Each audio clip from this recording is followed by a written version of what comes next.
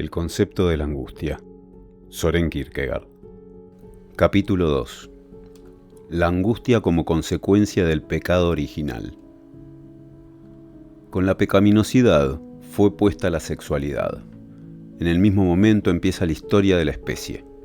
Ahora bien, así como la pecaminosidad se mueve dentro de la especie en determinaciones cuantitativas, así también la angustia.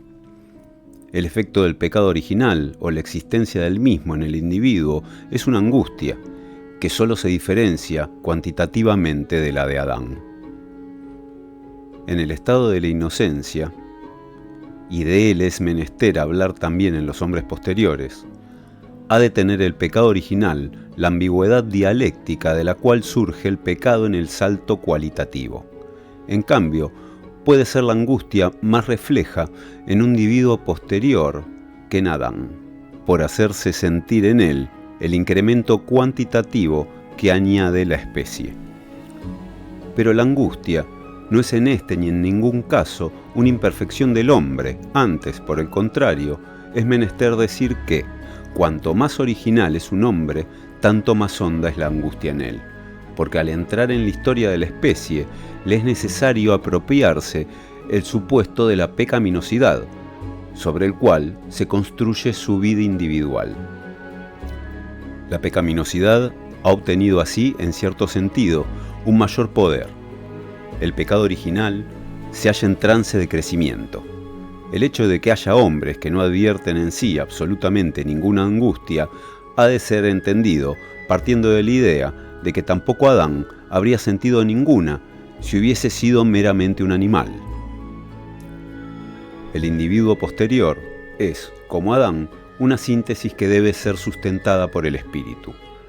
Pero es una síntesis derivada y, por tanto, está puesta con ella y con ella la historia de la especie. Esto constituye a la vez el más o menos de angustia en el individuo posterior. Mas su angustia no es la angustia del pecado, pues la diferencia entre el bien y el mal no existe antes de originarse al hacerse real la libertad. Pero en tanto tiene existencia, por ejemplo, en el lenguaje que escucha y habla, también la inocencia, existe solo como una presentación presentida, pero que puede significar de nuevo un más o menos a través de la historia de la especie. Si la angustia en el individuo posterior, a consecuencia de la participación en la historia de la especie, que se puede identificar con el hábito, el cual es una segunda naturaleza, pero no con una nueva cualidad, sino solo un proyecto cuantitativo, es a consecuencia de todo esto más refleja.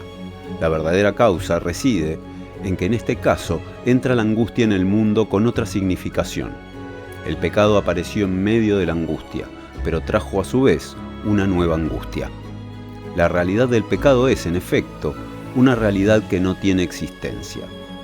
Por una parte, es la continuidad del pecado una angustiosa posibilidad. Por otra parte, la posibilidad de una salvación es una nada que el individuo ama y teme a la vez, pues así se conduce en todo tiempo la posibilidad con respecto a la individualidad. Solo en el momento en que la salvación es realmente puesta, solo entonces es superada la angustia. El anhelo del hombre y de la criatura no es, como se ha creído sentimentalmente, un dulce anhelo.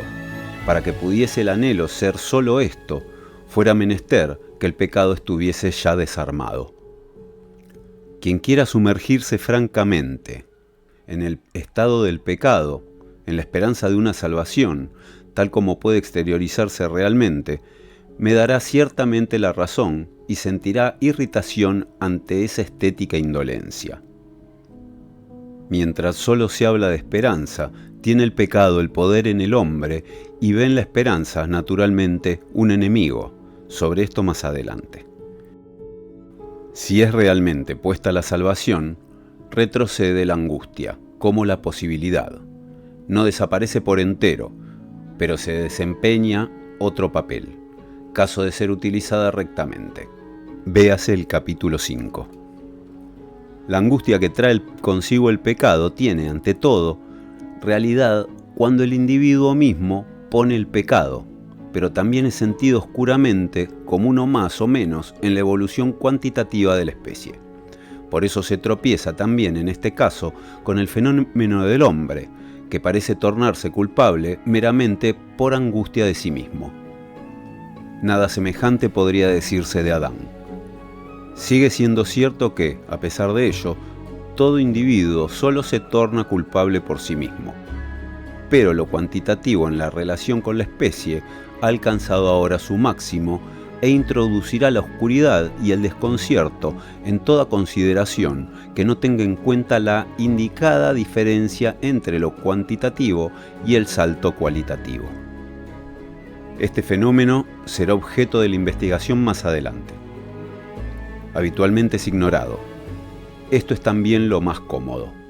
O bien se interpreta sentimental y tiernamente, con una simpatía cobarde que da gracias a Dios por no habernos tornado nosotros también así, sin considerar que semejante acción de gracias es traición a Dios y a nosotros mismos, y sin considerar que la vida alberga en todo tiempo fenómenos análogos a los cuales acaso no escapemos.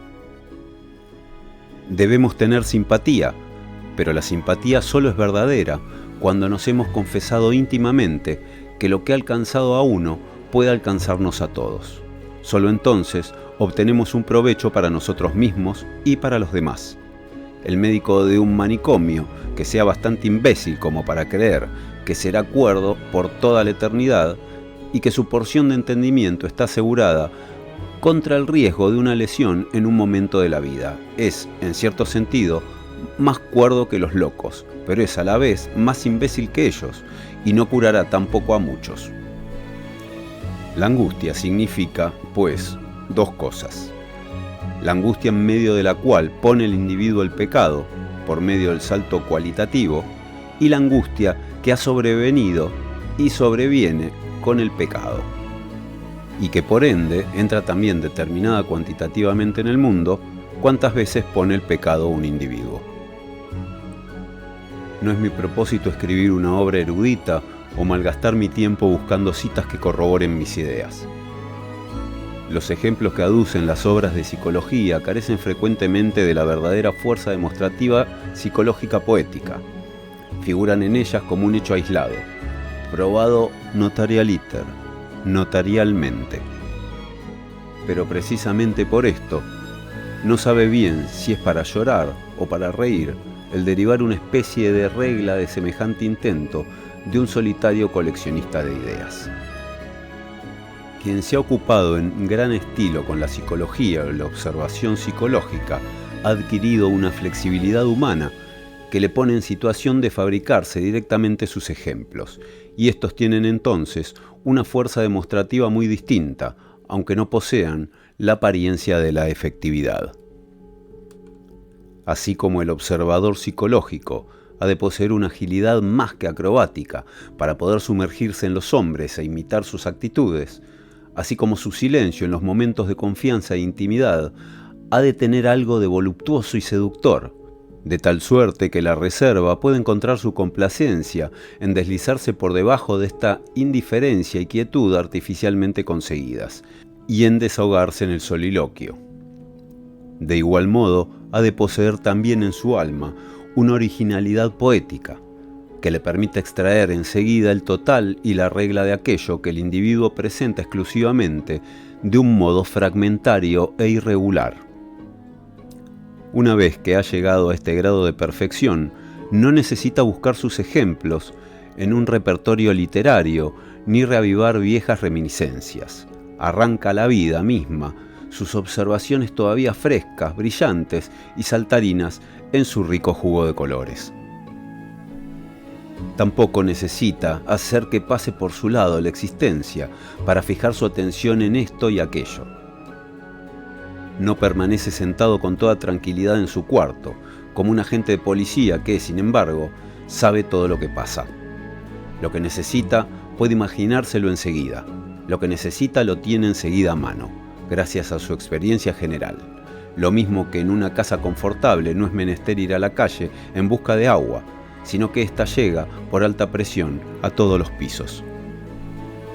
Si alguna vez entra en dudas, hállase, empero, también orientado dentro de la vida humana, en su mirada tan inquisitivamente penetrante, que pronto sabe a dónde debe dirigirse para encontrar un individuo adecuado al experimento. Su observación tiene que resultar segura como ninguna otra, aunque no la apoye con nombres ni citas eruditas. Que en Sajonia había una muchacha aldeana en la cual observó el médico, que en Roma vivía un emperador del cual cuenta un historiador, y otras cosas semejantes, de las cuales se dice que solo ocurren una vez cada 1000 años. Pues todas estas son cosas que suceden a diario, solo con que exista el observador. Su observación tendrá un sello de frescura y el interés de la realidad, solo con que tome la precaución de controlarla. Al final, imita en su persona todo el estado psíquico que descubre en el prójimo. Luego mira si puede engañar al prójimo con esta imitación, si puede arrastrarle a llevar el estado correspondiente hasta el último terreno que él mismo produce por virtud de la idea. Si se quiere observar, pues, una pasión, se empieza por elegir el individuo. Entonces son menester la quietud, el silencio, la ocultación, para poder sorprender su secreto. A continuación hay que practicar lo que se ha aprendido hasta encontrarse en situación de engañar al prójimo. Por último, se finge la pasión y se comparece ante el prójimo en la grandeza sobrenatural de ella. Si todo ha salido bien, sentirá el individuo correspondiente un alivio y satisfacción indescriptibles, como los que siente un débil mental cuando se descubre sus ideas fijas y se finge compartirlas y realizarlas. Si no tiene éxito, puede ser la causa un error en la operación, o bien era el individuo un ejemplar limitado. 1. La angustia objetiva. Al usar la expresión angustia objetiva, podríamos encontrarnos inducidos, en primer término, a pensar en esa angustia de la inocencia, que es la reflexión de la libertad sobre sí misma en su posibilidad. Si quisiéramos objetar contra esto, que pasaríamos por alto, el encontrarnos ya no en otro punto de la investigación, esto no sería una respuesta suficiente. En cambio, pudiera ser útil hacer presente que la distinción de una angustia subjetiva y que en el estado de inocencia de Adán no se puede hablar todavía de semejante contraposición. En el sentido más estricto, es la angustia subjetiva la angustia que surge en el individuo como consecuencia de su pecado. De la angustia, en este sentido, hablará un capítulo posterior. Pero si se toma así la palabra, desaparece la oposición de una angustia objetiva, presentándose la angustia justamente como lo que es, como lo subjetivo. La distinción entre angustia objetiva y subjetiva tiene, por ende, su lugar en la consideración del mundo y del estado de inocencia de un individuo posterior. La división forma aquí el sentido de que angustia subjetiva designa la angustia existente en la inocencia del individuo, la cual corresponde a la de Adán, pero es, sin embargo, cuantitativamente distinta de ella, por obra de la determinación cuantificativa de la generación. Por angustia objetiva entendemos, en cambio, el reflejo de esa pecaminosidad de la generación en el mundo entero. En el punto 2 del capítulo anterior se hizo presente que la expresión «con el pecado de Adán vino la pecaminosidad al mundo» encierra una reflexión sumamente superficial. Este es el lugar de vindicar los derechos de la verdad que, sin embargo, puede haber en ella. En el momento en que Adán ha puesto el pecado, desvíase de él la atención para considerar el origen del pecado en cada individuo posterior, pues en el mismo momento se ha puesto la generación. Si con el pecado de Adán es puesta la pecaminosidad de la especie, en el mismo sentido que, por ejemplo, la marcha erecta, etc., se supera el concepto del individuo. Esto fue desarrollado en las páginas anteriores. A la vez se protestó en ellas contra el afán experimental de novedad que quisiera tratar el pecado como un objeto curioso, y se estableció este dilema. Quien así trata el pecado, o no sabe en absoluto lo que propiamente pretende saber, o lo sabe y comete con su pretenciosa ignorancia un nuevo pecado.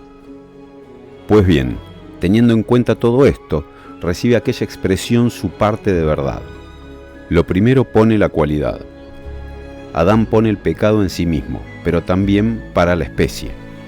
El concepto de especie es, sin embargo, demasiado abstracto para que pudiese poner una categoría tan concreta como el pecado, pues este es puesto precisamente porque lo pone el individuo mismo en cuanto individuo. La pecaminosidad en la especie resulta, pues, una aproximación cuantitativa, pero esta toma su origen en Adán. En esto radica la superior significación que Adán tiene de antemano sobre cualquier otro individuo de la especie. En esto reside la verdad de aquella expresión. Esto ha de concederlo también una ortodoxia que quiere entenderse a sí misma, puesto que enseña que, con el pecado de Adán, ha caído en el pecado tanto la especie como la naturaleza, pero en la naturaleza no puede haber entrado el pecado con la cualidad de pecado. Habiendo entrado, pues, el pecado en el mundo, ello adquirió una significación para toda la creación. Este efecto del pecado en la existencia no humana es el que he designado como angustia objetiva. Lo entendido por esta puede indicarlo como una referencia a la expresión de la escritura de la apojaradoigía ticticios, descargos de responsabilidad del edificio. El anhelo de la escritura, Romanos 8:19. Si es lícito hablar de un anhelar, de suyo se comprende que la creación ha de encontrarse en un estado de imperfección. En expresiones como deseo, anhelo, esperanza, etc., pásase frecuentemente por alto que implican un estado anterior y que éste ha de estar en su lugar y ha de hacerse valer al mismo tiempo que se desarrolla el anhelo. El que espera no ha caído en el estado en que se encuentra por un acaso, etc., de suerte que se encuentre en él totalmente extraño, sino que lo produjo él mismo al mismo tiempo. La expresión de un anhelo semejante es la angustia, pues en la angustia se denuncia el estado del cual se anhela salir y se denuncia por medio de la angustia, porque el anhelo solo no basta para salvarse. El sentido en que la creación se hundió en la ruina por obra del pecado de Adán, la medida en que la libertad, habiendo sido puesta por haber sido puesto su abuso, arrojó un reflejo de posibilidad sobre la creación, haciéndola estremecerse de compasión. El sentido en que hubo de suceder esto, por ser el hombre una síntesis de la cual fueron establecidas las contraposiciones más extremadas, y haberse hecho una de estas mucho más rigurosa que antes, precisamente por obra del pecado del hombre. Nada de esto tiene su lugar en una investigación psicológica, sino que pertenece a la dogmática, a la teoría de la reconciliación, en cuya explicación explica esta ciencia el supuesto de la pecaminosidad. Esta angustia de la creación puede llamarse con justicia angustia objetiva. No la produjo la creación, sino la proyección de una luz muy distinta sobre esta. Con el pecado de Adán se degradó la sensibilidad hasta convertirse en pecaminosidad. Y así sucede de nuevo cuantas veces viene de nuevo el pecado al mundo. Fácilmente se ve que esta interpretación mantiene abiertos los ojos, puesto que rechaza también la afirmación racionalista de que la sensibilidad como tal es pecaminosidad. Desde que ha venido el pecado al mundo y cada vez que viene a él, tórnase la sensibilidad en pecado. Pero aquello que se torna no lo era de antemano. Bada ha protestado con bastante frecuencia contra la afirmación de que la finitud, la sensibilidad como tal, sea la pecaminosidad. Pero si no se anda aquí con cuidado, se incurre por un lado muy distinto en el pelagianismo. Bada, en efecto, no ha tenido en cuenta en las determinaciones de sus conceptos la historia de la especie. En el cuantificar de la especie, o sea, inesencialmente, es la pecaminosidad pecado. En la relación con el individuo, no. Mientras este mismo no hace nuevamente de la sensibilidad del pecado, poniendo él mismo este último. Algunos pensadores de la escuela de Schelling han fijado especialmente su atención en la alteración que ha sufrido la creación con el pecado. Se ha hablado también de una angustia que habría en la naturaleza inanimada, pero debilita el efecto el hecho de que tan pronto se cree estar delante de un filosofema de filosofía natural ingeniosamente tratado con ayuda de la dogmática, como de una determinación dogmática, haciendo cambiantes visos en el reflejo de una consideración de la naturaleza, que ve esta a una luz misteriosamente mágica. Pero interrumpo aquí estas reflexiones, que he apuntado tan solo para mostrar enseguida que rebasan la esfera de la presente investigación. Tal y como era en Adán, no retorna la angustia nunca, pues por medio de ella vino la pecaminosidad al mundo.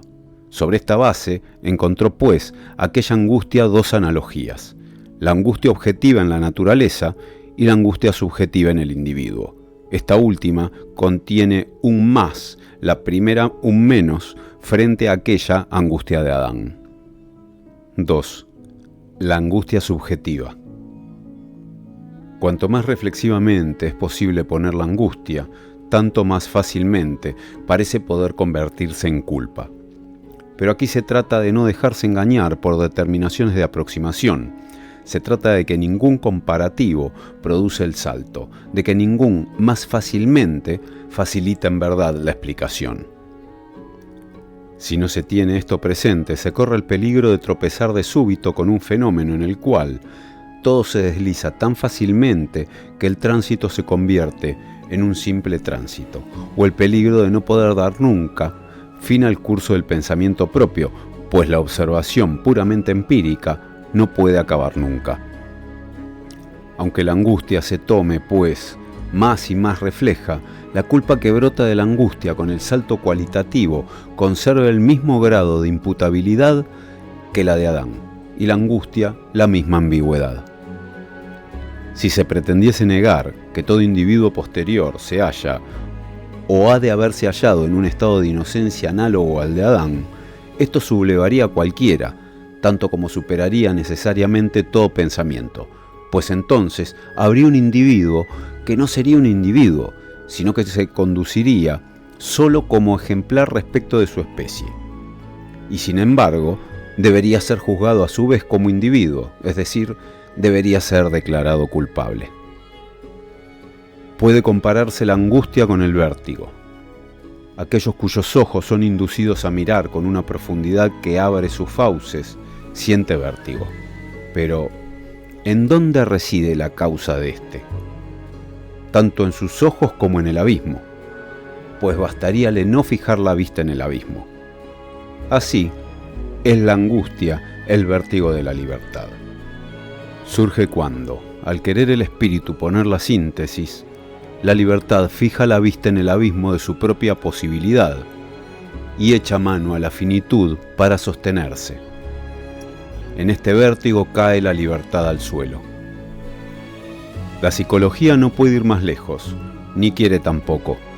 En el mismo momento cambia todo, y cuando la libertad se levanta de nuevo, ve que es culpable. Entre estos dos momentos está el salto, que ninguna ciencia ha explicado ni puede explicar. La culpa de aquel que se hace culpable en medio de la angustia es todo lo ambigua que es posible. La angustia es un desmayo femenil en el cual cae la libertad. Hablando psicológicamente, sucede la caída siempre en el desmayo, pero la angustia es, a la vez, todo lo egoísta que es posible, y ninguna manifestación concreta de la libertad es tan egoísta como la posibilidad de toda concreción. Esto es, una vez más, lo sobrecogedor que determina la relación ambigua, simpatética y antipatética del individuo. En la angustia reside la infinitud egoísta de la posibilidad, que no tienta como una elección, pero angustia, pesando con su dulce opresión.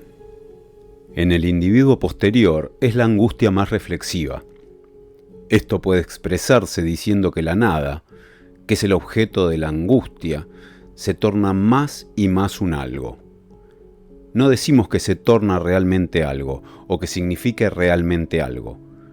no decimos que haya de ponerse ahora en el lugar de la nada el pecado u otra cosa cualquiera, pues puede decirse de la inocencia del individuo posterior lo dicho de la de Adán.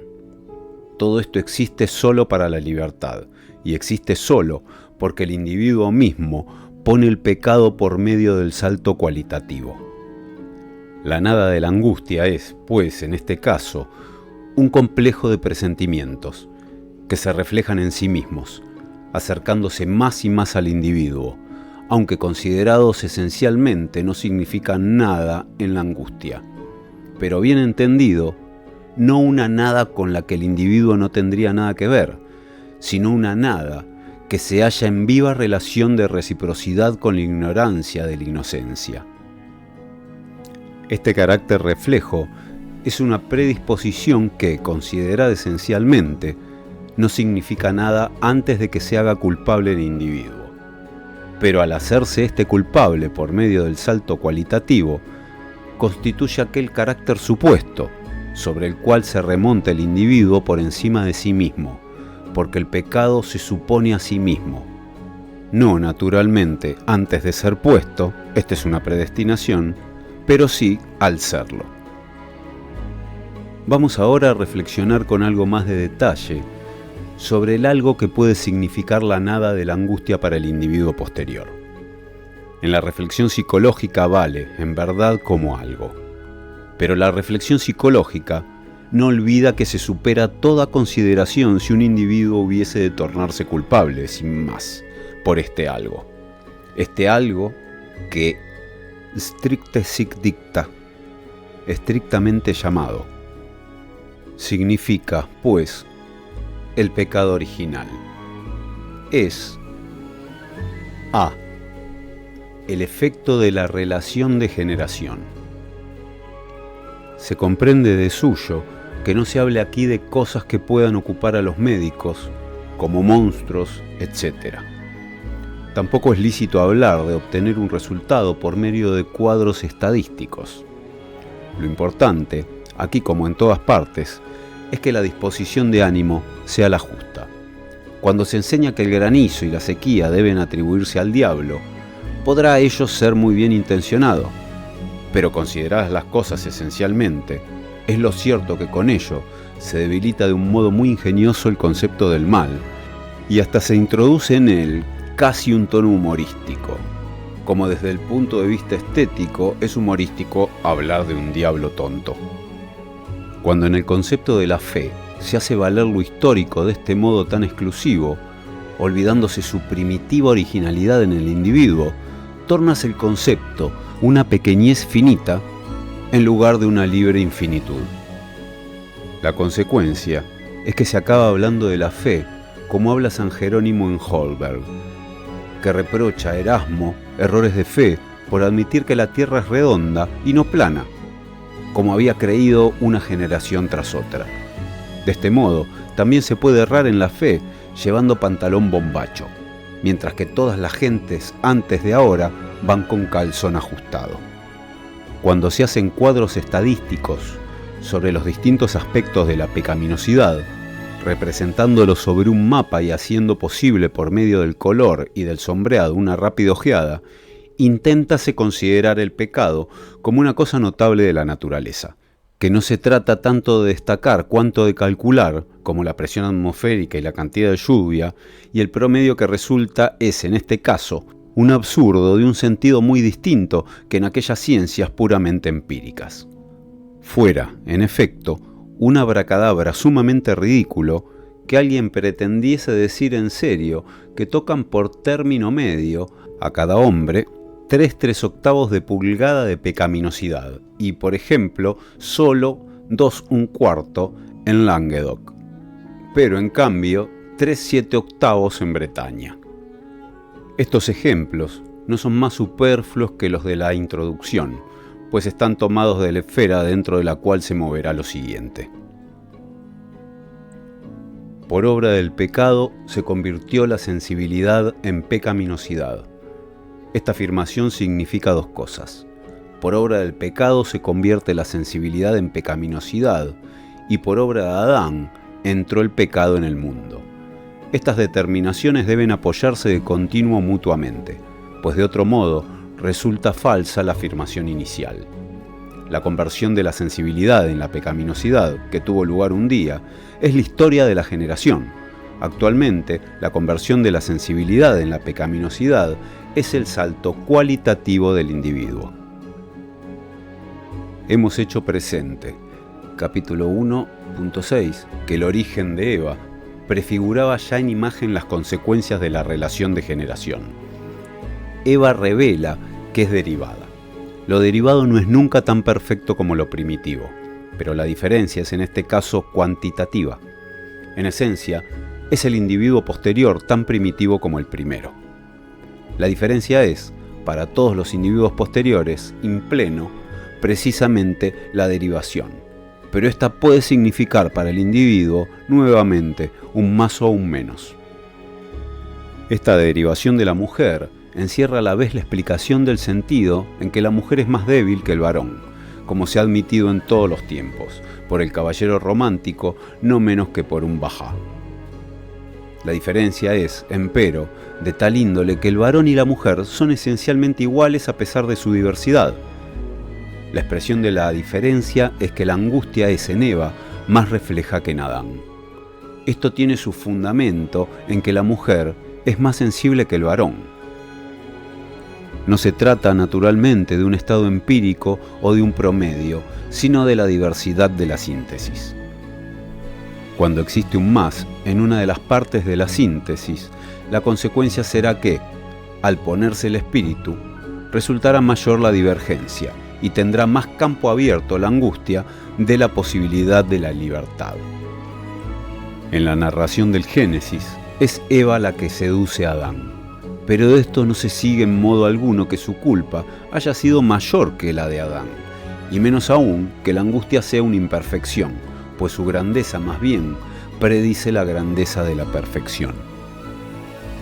Ya en este lugar nos ha llevado la investigación a ver que la sensibilidad y la angustia están en razón directa. Tan pronto como entra en cuenta la relación de generación, es la anterior afirmación sobre Eva una nueva indicación sobre la relación de cada individuo posterior con Adán, que con el aumento de la sensibilidad en la generación, aumenta así un grado la angustia. El efecto de la relación de generación significa pues un más, de tal modo que ninguno de los individuos posteriores hace echar de menos totalmente el común avance sobre Adán, pero sin que por este avance resulte ninguno esencialmente distinto de Adán. Mas antes de pasar a este punto, voy a dilucidar primero la afirmación de que la mujer tiene más sensibilidad y siente más angustia que el varón. La mujer tiene más sensibilidad que el varón. Así lo revela enseguida su organización corporal. Exponer esto con más detalle no es cosa mía, sino incumbencia de la fisiología. En cambio, probaré mi afirmación de otro modo, considerando estéticamente a la mujer desde su punto de vista ideal, el de la belleza, y mostrando cómo precisamente la circunstancia de que éste sea su punto de vista ideal prueba que es más sensible que el varón. Luego, la consideraré éticamente desde su punto de vista ideal, el de la procreación, y mostraré cómo, precisamente la circunstancia de que éste sea su punto de vista ideal, prueba que es más sensible que el varón. Donde es decisiva la belleza, produce una síntesis de la que el espíritu queda excluido. Este es el secreto de todo el helenismo. Por eso flotan sobre la belleza griega la seguridad, la serena solemnidad, pero precisamente por lo mismo también la angustia, que el griego no advertía, aunque su belleza plástica temblaba por obra de ella. Por quedar excluido el espíritu, no conoce la belleza griega el dolor, pero justo por ello es también profunda, insondablemente dolorosa. Por eso no es la sensibilidad pecaminosa, pero sí un enigma no descifrado, que angustia. Por eso va acompañada de la ingenuidad de una nada inescrutable, la de la angustia.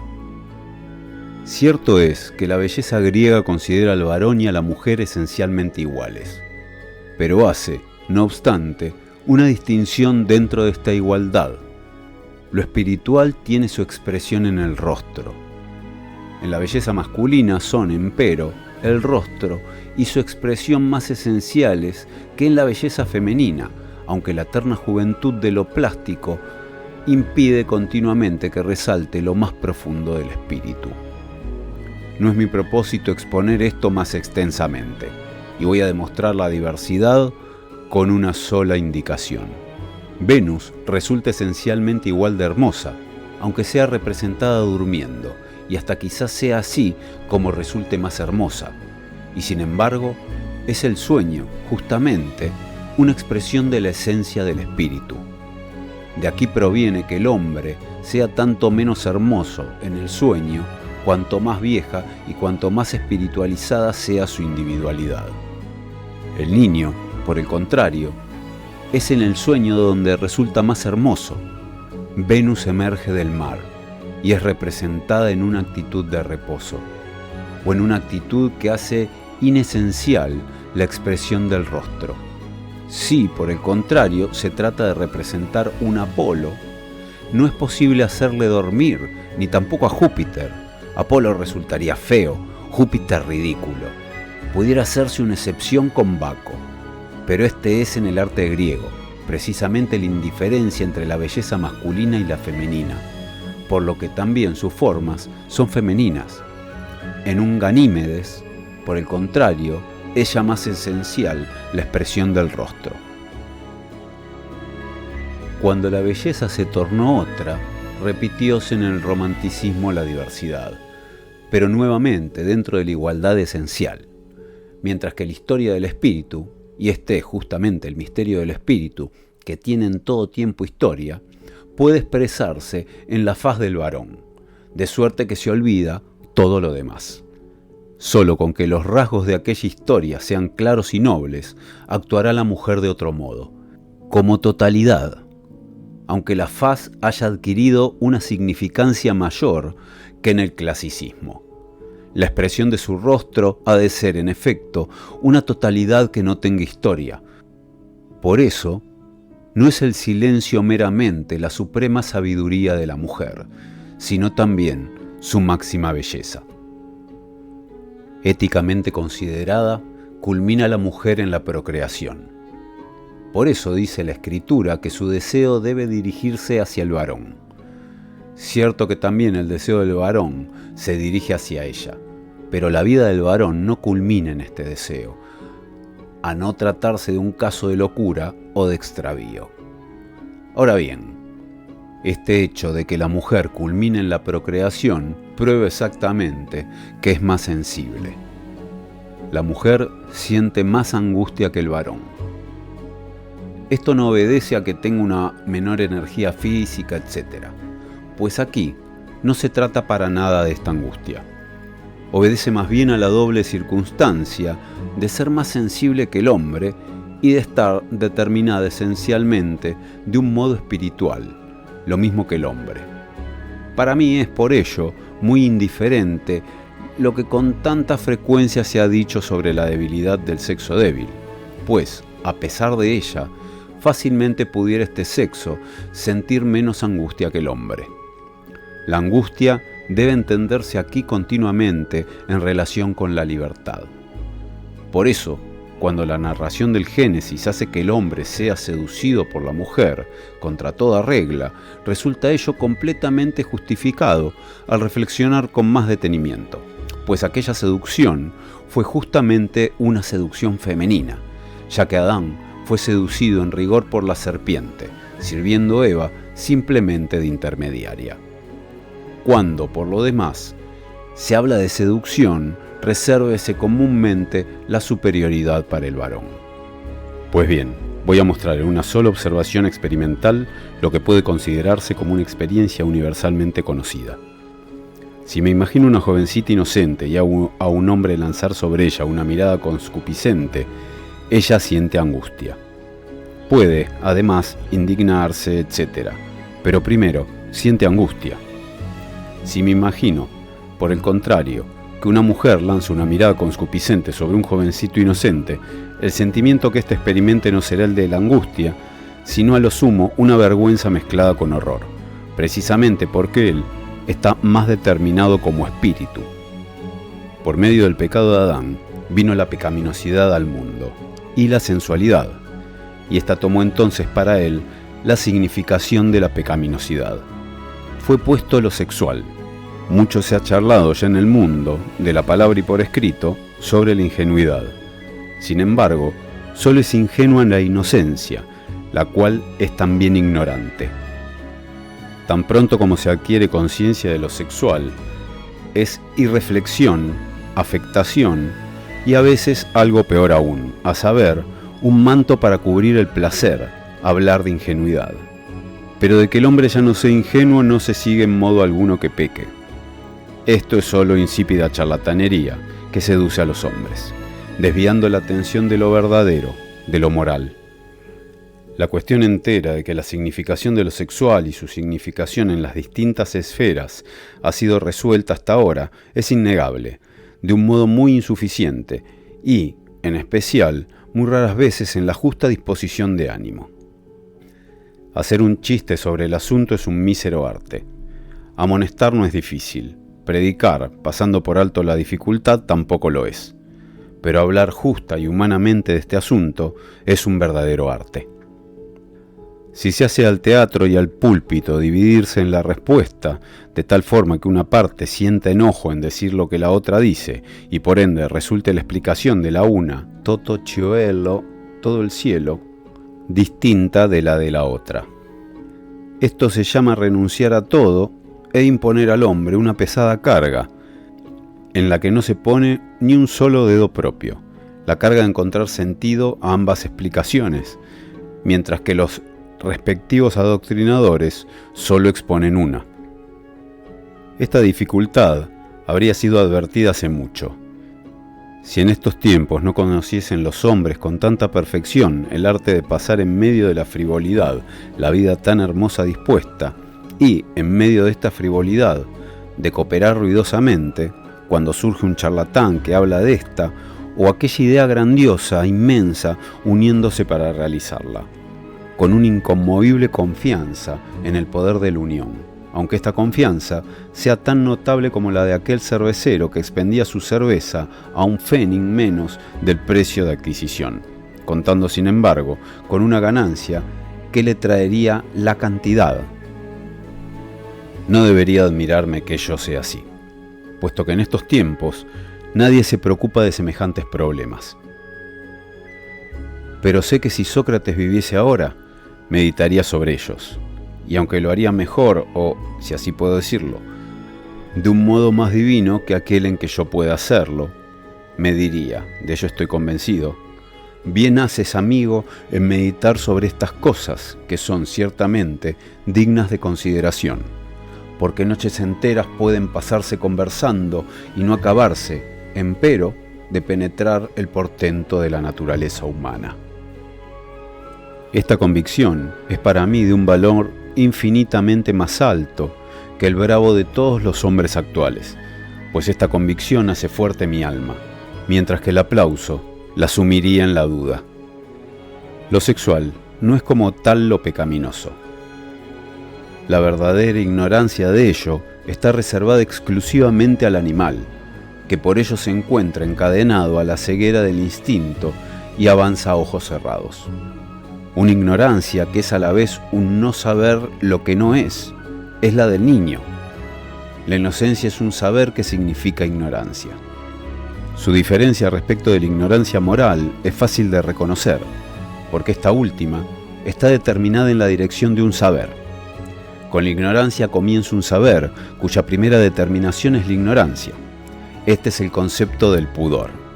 En el pudor hay una angustia, porque, a la altura de la diferencia de la síntesis, hallas el espíritu determinado de tal suerte que no está determinado meramente como cuerpo, sino como cuerpo con la diferencia sexual. Ahora bien, el pudor es ciertamente un saber de esta diferencia, pero no un saber que signifique una relación con ella, es decir, no existe el impulso como tal. La verdadera significación del pudor es que el espíritu no puede declararse, por decirlo así, a la altura de la síntesis. Por eso es tan enormemente ambigua la angustia del pudor. No hay una sola traza de placer sensible en ella, y sin embargo existe una vergüenza. ¿De qué? De nada. Y sin embargo puede el individuo morir de vergüenza, y la pudorosidad ofendida es el más profundo de los dolores, porque es el más inexplicable de todos. Por eso puede despertarse por sí misma la angustia de la pudorosidad. Empero, hay que cuidar naturalmente de que no sea el placer el que quiera desempeñar este papel. Un ejemplo de esto último encuentras en un cuento de F. Schlegel, en la historia de Merlín. En el pudor está puesta la diferencia sexual, pero no en una relación con su correlato.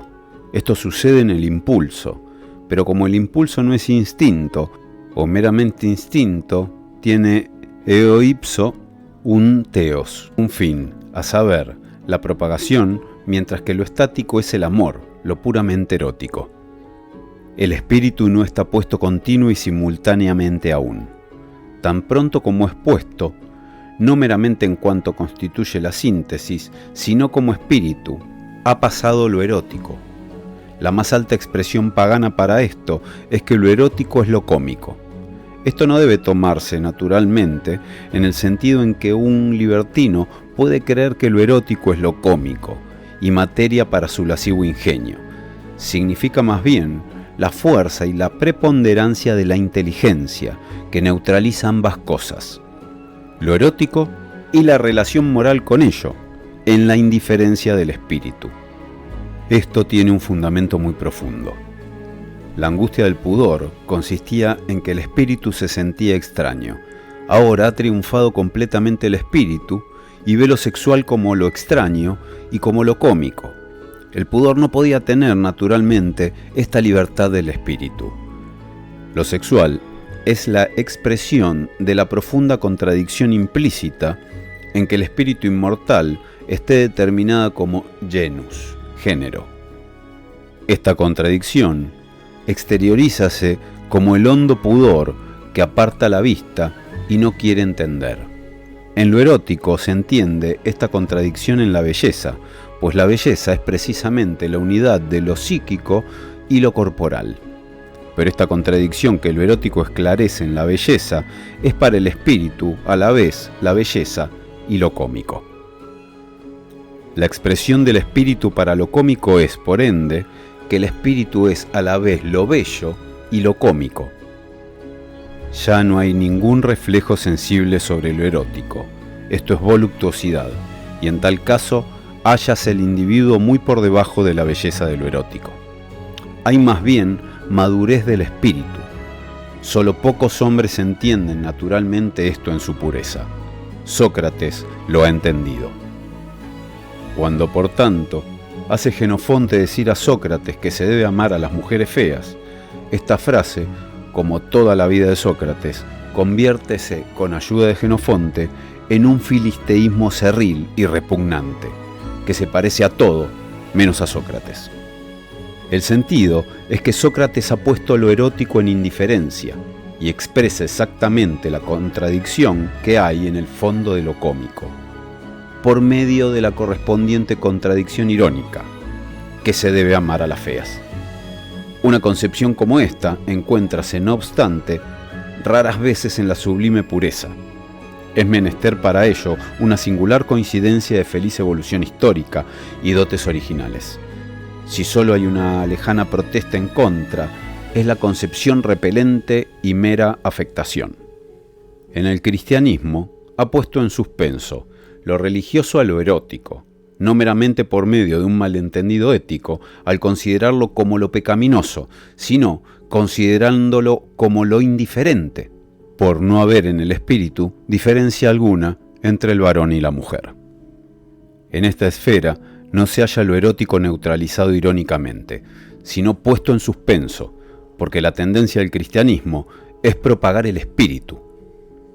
Mientras en el pudor siente el espíritu angustia, y teme apropiarse la diferencia sexual, salta de pronto la individualidad y busca una explicación, partiendo de la esfera suprema del espíritu en lugar de profundizarla éticamente.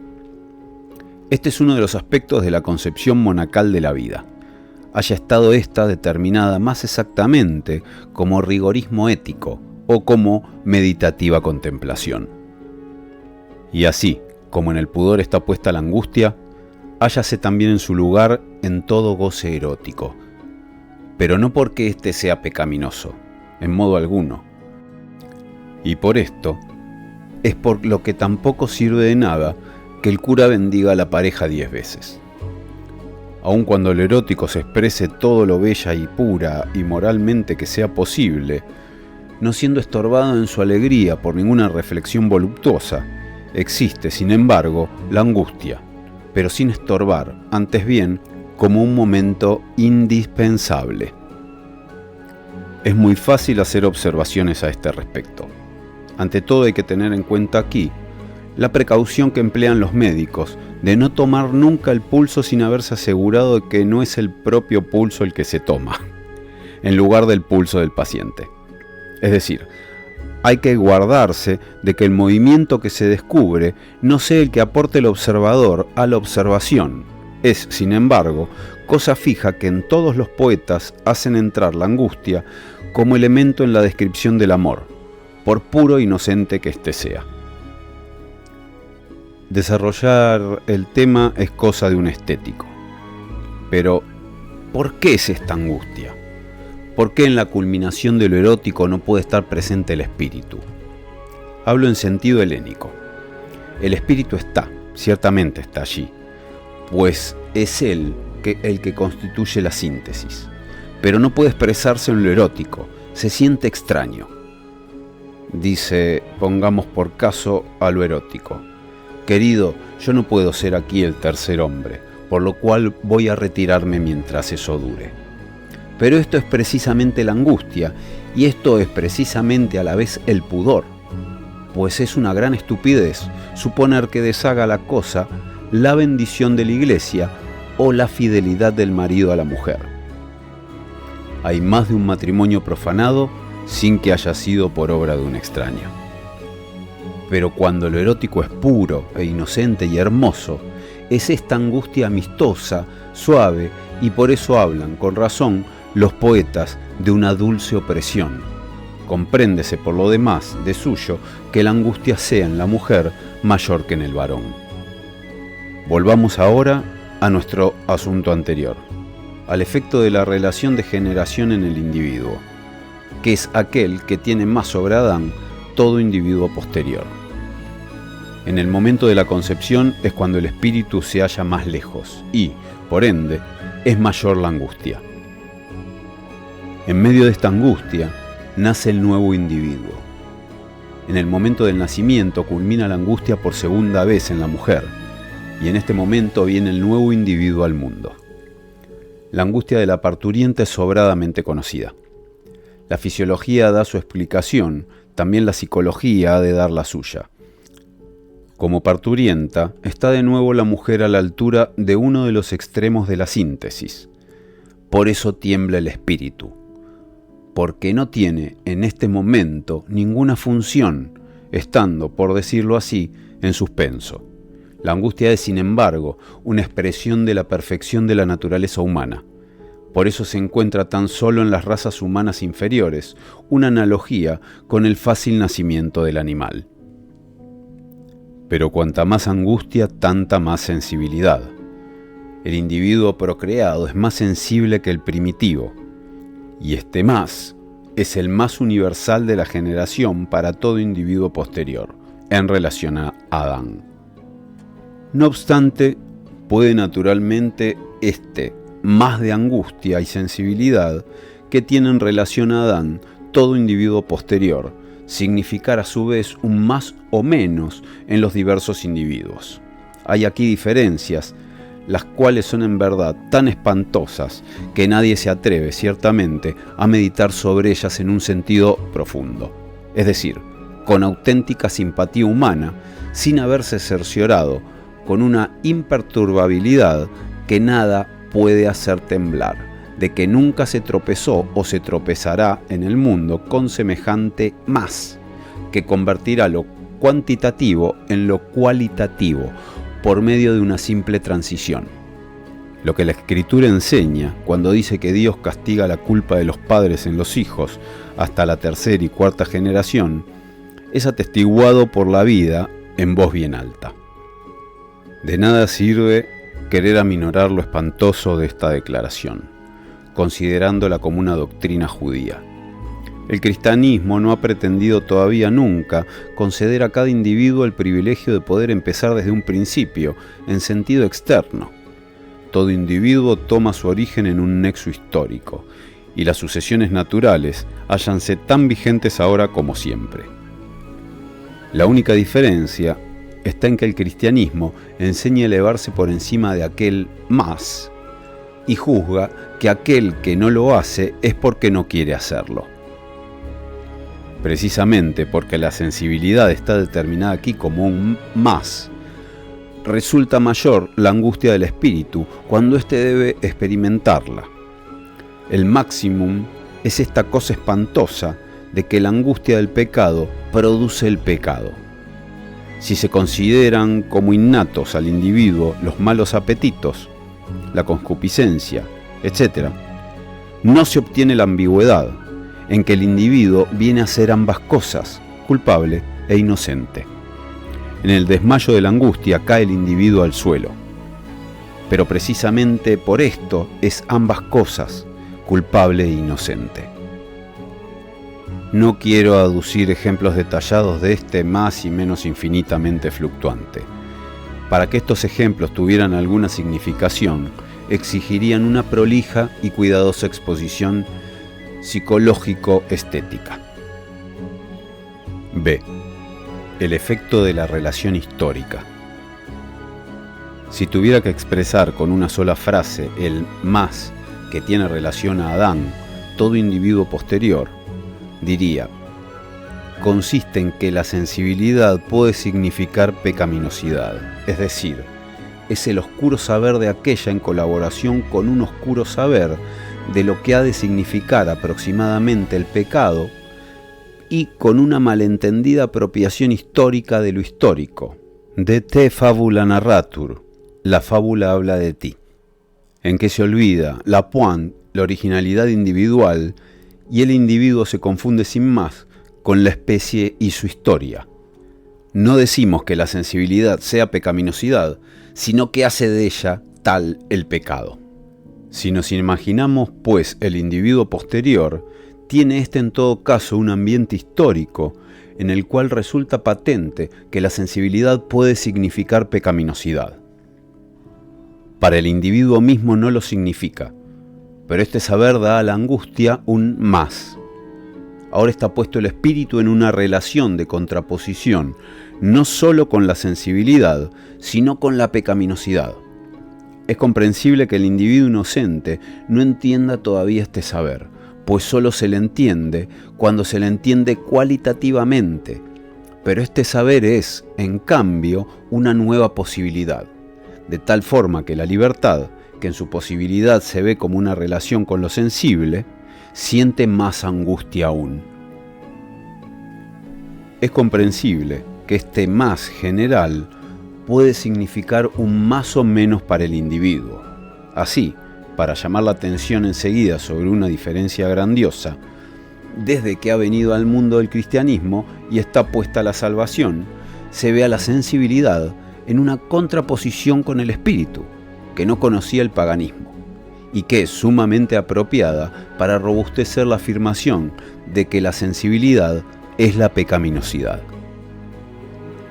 Dentro de la diferencia cristiana puede cada vez más significar más o menos. Depende de la relación de cada individuo inocente con su ambiente histórico.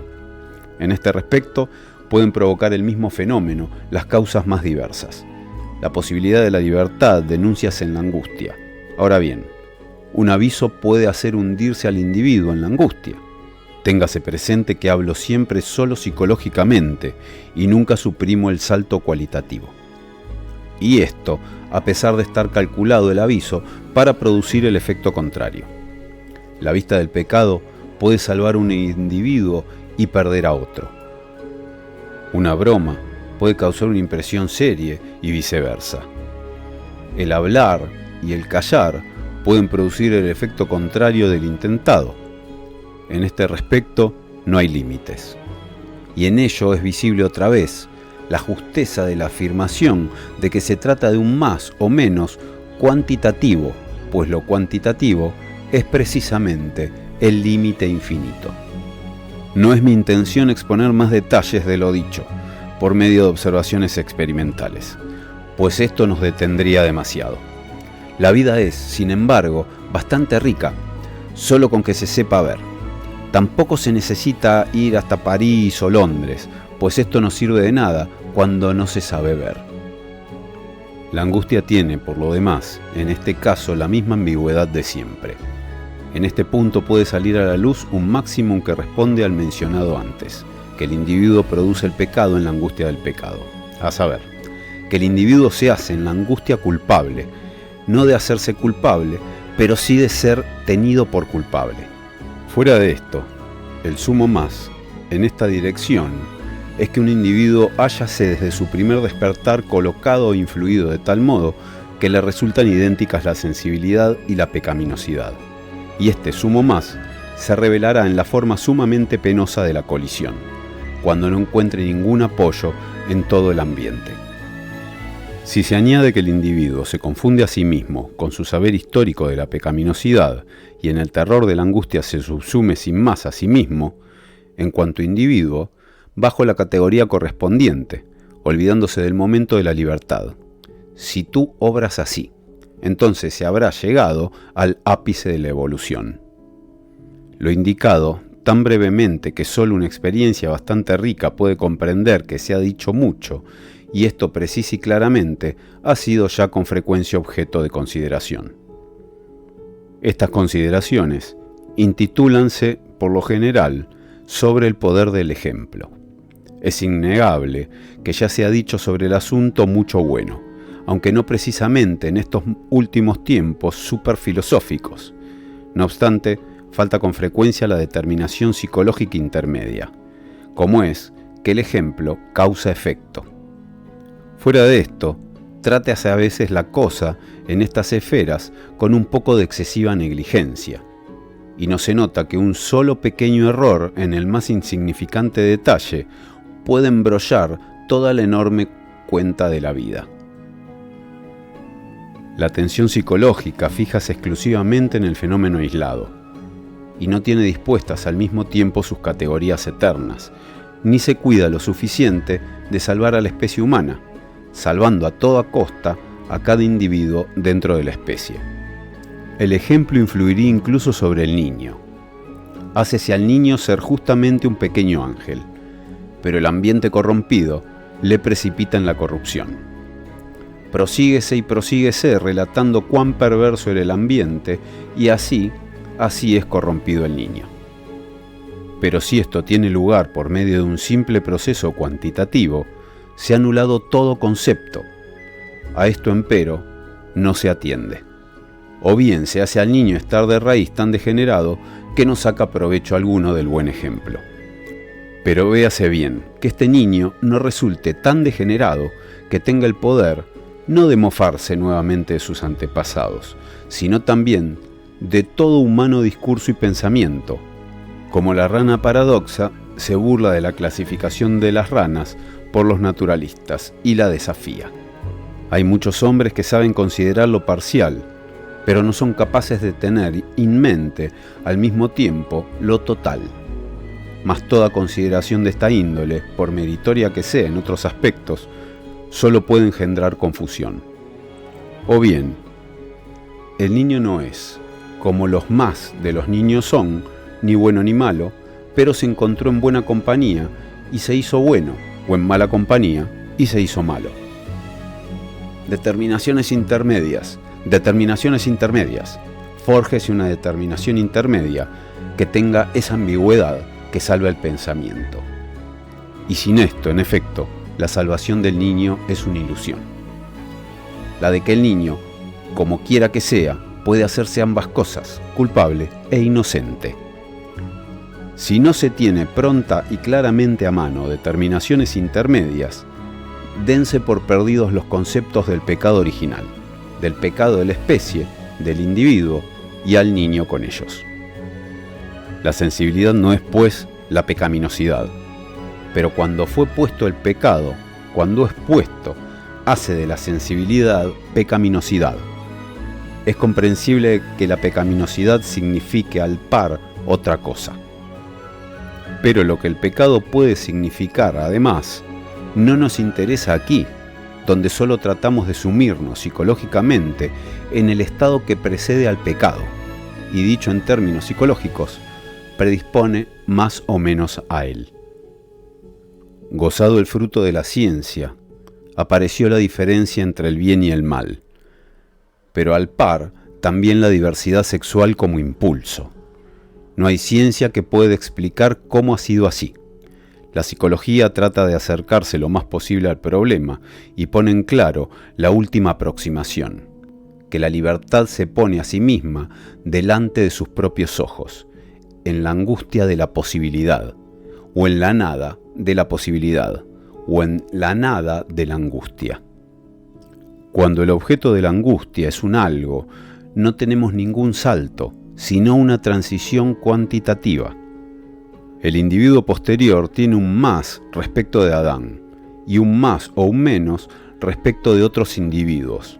No obstante, es una verdad esencial que el objeto de la angustia es una nada.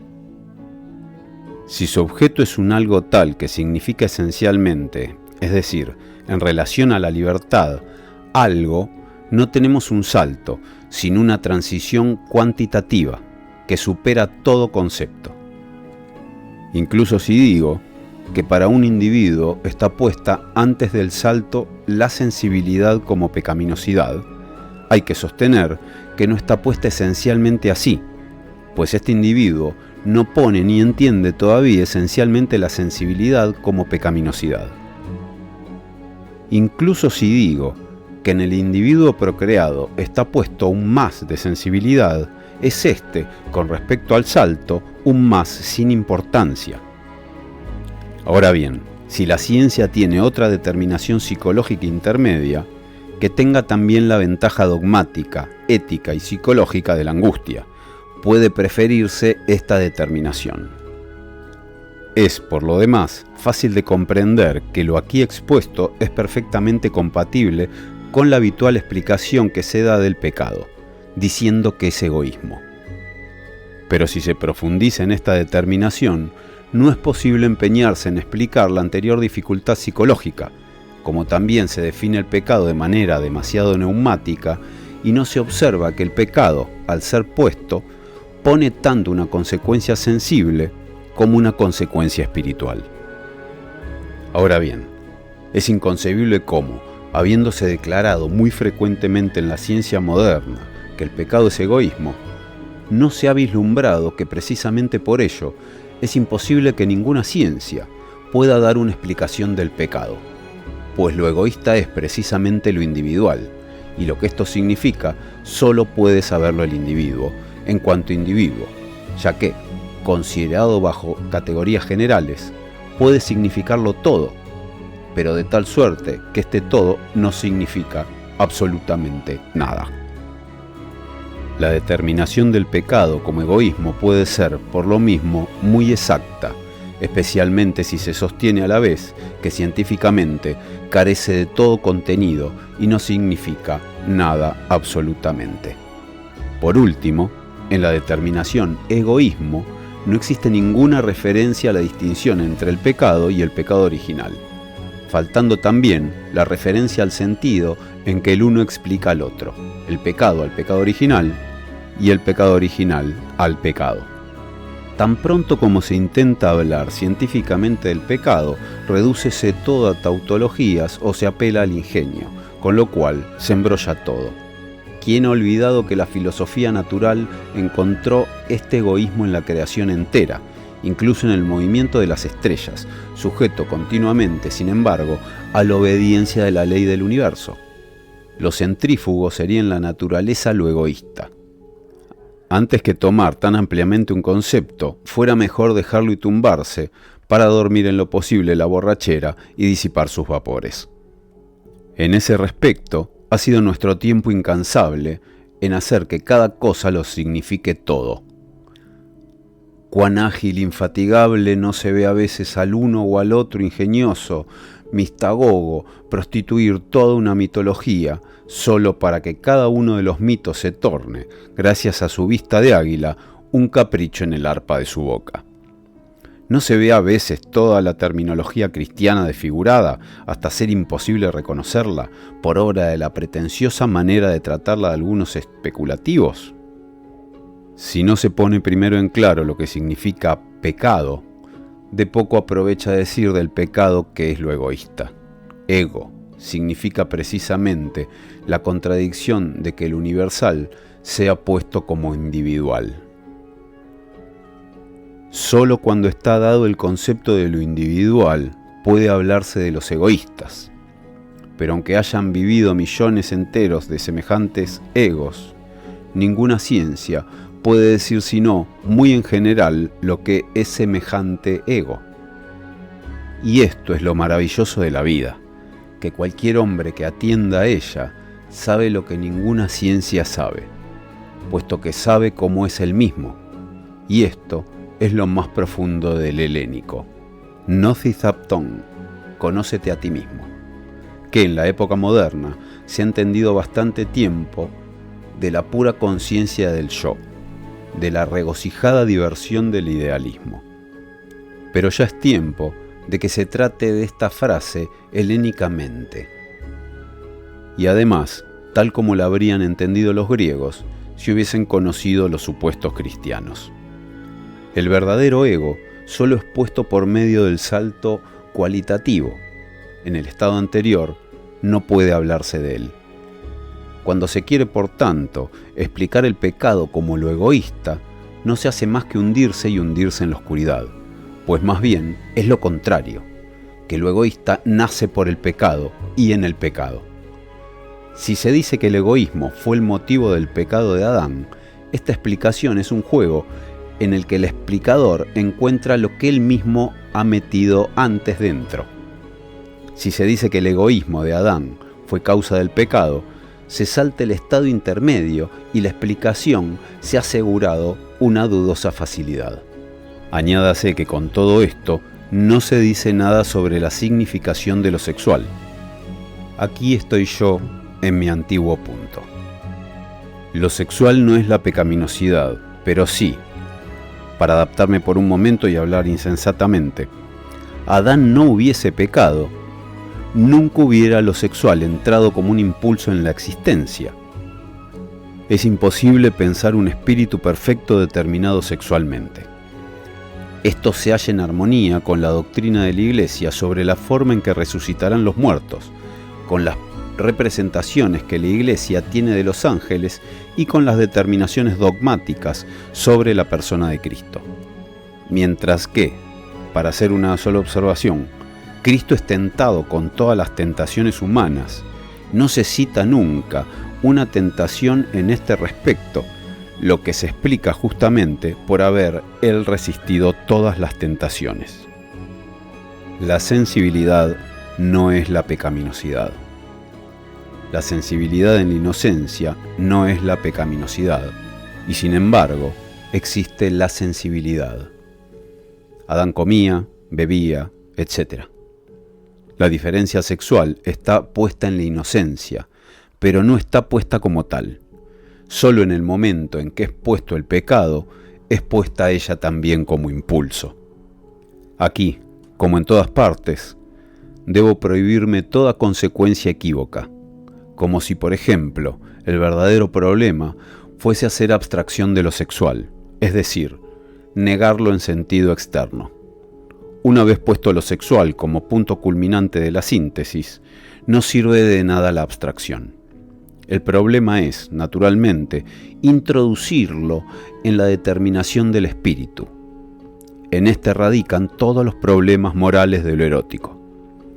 La solución de este problema es el triunfo del amor en un ser humano, en el cual ha triunfado el espíritu de tal suerte que se ha olvidado lo sexual, y solo como olvidado viene a la memoria.